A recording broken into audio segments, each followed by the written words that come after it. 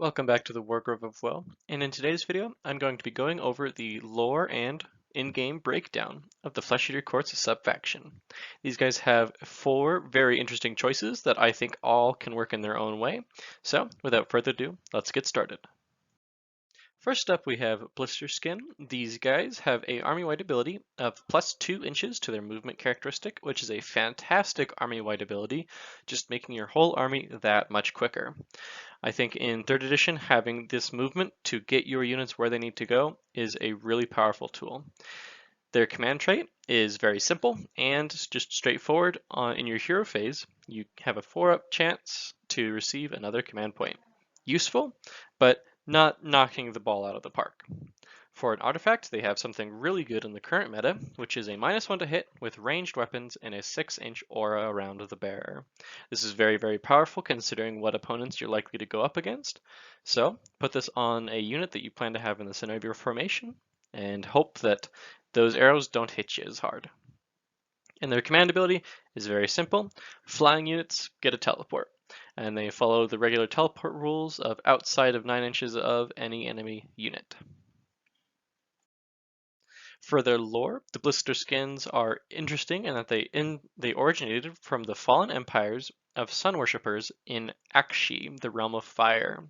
These flesh eaters believed that their royalty were priests and priestesses that worshipped Haish as their sacred god, essentially. Additionally, any of their followers that can fly or have wings are venerated as they can soak up more of the luscious rays of Haish. Unsurprisingly, in reality, their skin is burnt and blistered from constantly staring at the sun. So that's a good paint scheme for you. Just make them really sunburnt. On the tabletop, this faction is strike first and strike fast. They have a good teleport on units that are powerful anyway. I'm thinking your Terrorgeists and your Dragons. You can also put it on the Crypt Horrors. I believe they have the fly keyword. I might be thinking of the Crypt Flayers. I apologize, I get those 2 units mixed up in my head. The artifact is very powerful, especially in a ranged heavy meta, so definitely a good choice. Next, we have Gristle Gore, a savage offensive subfaction. Their army-wide ability is fantastic, just simple 6s to hit explode. This is awesome and a great way to intensify your damage output, especially via number of attacks, and that is what Flesh Eater Quartz does anyway. Their command trait is fine. It's a strike first for the general if they charge. This is good as it gives you a little bit more flexibility in how you order of operations your first combats. Their artifact leaves a lot to be desired though. Once per battle, you can pick one enemy model and roll a dice, and if it's greater than the wounds of that model, they die. This is just kind of It's not very good for an artifact. The command trait, or excuse me, the command ability is very good though. It's a simple fight on death within 12 inches of a general, or 12 inches of a hero, or 18 inches of the general. This is great because you can essentially get another combat out of any of your units once they die, and you aren't going to get any more value out of them. This can stack up very nicely with the Flesh Eater Court's Fight Twice ability, and so just kind of really driving home the offensive abilities of this subfaction. Gristle Gore have some really interesting lore in that they originated in the tranquil kingdoms of Gur, the realm of beasts. These people, before they became Flesh Eater Courts, endeavored to live at peace with this rather savage realm, as well as all of the predators, carnivorous plants, and other beasties that would roam the lands. They respected them all as sovereign beings. But after the Age of Chaos, the Gristle Gore were taken by madness, and now they resemble and act like the alpha predators and beasts they once respected. So very animalistic and savage. On the tabletop, these guys are the most offensive subfaction, and they are all about fighting hard and brutally, just really mowing through enemies. They have a good army ability and a good command ability for doing damage.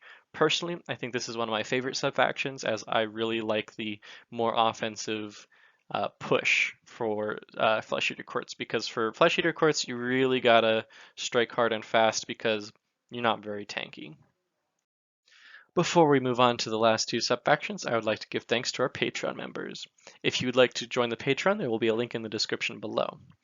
And an extra special thanks to Nick Hoff. Also in the description below will be a link to the Discord channel. Come on down if you'd like to hang out.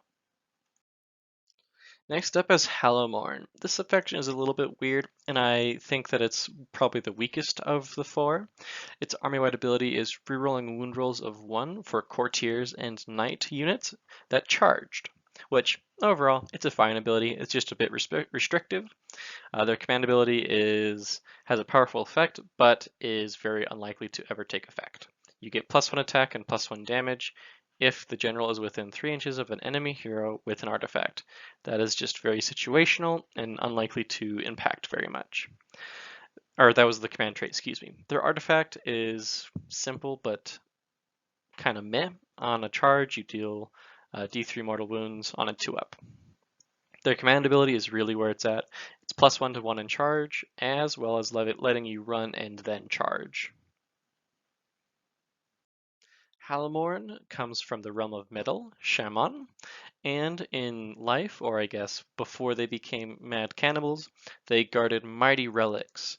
And now that they have become the Flesh Eater courts, they search the realms for more relics to quote unquote guard. More so than ever, it's just they eat them. And they also destroy holy sites not dedicated to Nagash. On the tabletop, I think these guys are fairly underwhelming. Really, the only thing you're looking for is this command ability to give you run and charge, as well as the +1 to run and charge. Onto my probably second favorite subfaction is Morgant.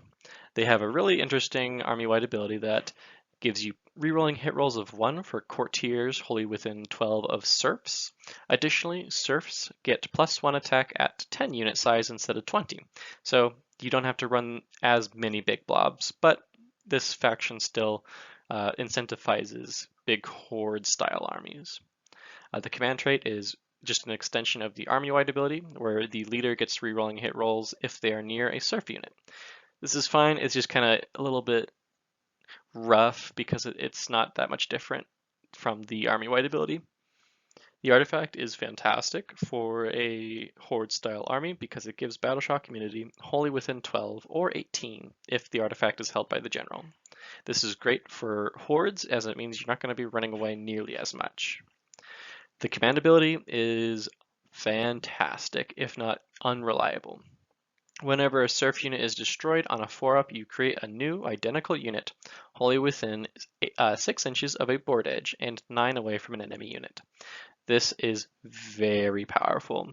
Having just a full new unit come back on, albeit a 4-up, can really turn the tide of the battle.